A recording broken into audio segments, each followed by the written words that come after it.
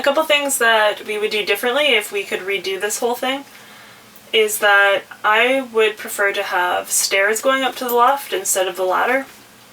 Mostly because in the middle of the night, if I have to go pee, then it's like I have to wake up too much to go down the ladder. Also, it's harder for the cat to go up and down. It'd be easier if there were stairs. We even talked, when we first got Ben, we were in a temporary bedroom in the main house with a mattress on the ground, and Ben slept with us, and we got used to that, and we actually did start thinking like, oh, can we get Ben into the loft? But of course it was just totally impractical. I've actually seen a tiny house with a doggy elevator that's like a chain thing where the dog goes on and they hoist him up, but this beast is just too big, and he does shed a lot, so it is nice to have a human bed that doesn't have hair in it. And then he's got his own little spot here. But I tried to make a compromise on the ladder by making it extend and be a lot shallower as opposed to steeper, so that it felt a bit more like stairs. Ideally, stairs are always there. You can just climb them, and it's still easier than our ladder. But at least we got something that's all right. I mean, the ladder is good. Yeah. It's like a good ladder. The other thing that we would do differently if we were to do it again is, because we don't plan on moving the house very often, we would probably build it on a bit of a wider trailer. There's people building on 10-foot wide trailers now, and I think that we would do that just because it gives you so much extra width. Yeah, we've been in a couple that were 10 feet, and one was 12, I believe. And there's just an immediate and obvious difference in space. That extra couple feet really gives a couple more options. Like for the stairs, for example, it's tough to have enough space for like your fridge, in our design anyway, and your kitchen stuff, and then also have stairs kind of like in that space. It kind of interferes. But if you have a whole extra couple feet off to the side, it just opens up for that much more like options, basically.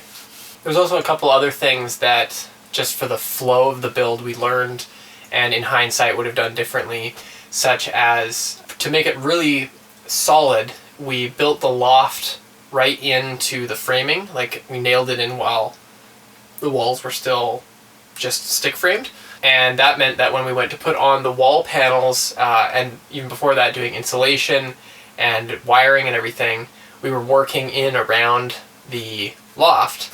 But we realized later, and we've seen a lot of people doing it, and we think it's a way better way to go about it, is to leave the loft out completely when you're first framing the shell of the structure, and then basically put on rim joists after you put like the inner paneling and paint it and everything.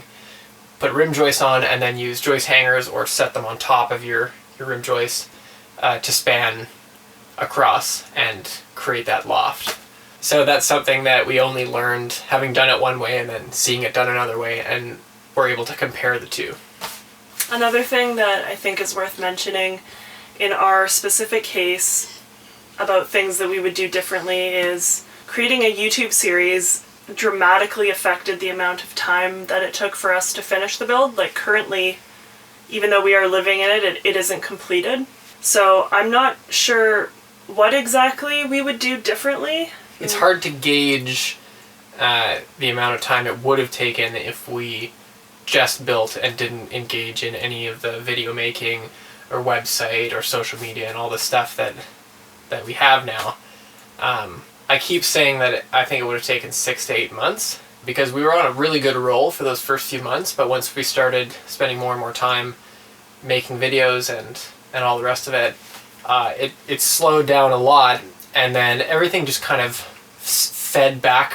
It's like a self-feeding problem where if we slowed down and it took longer, then we would start to feel like it was dragging and start to get demotivated.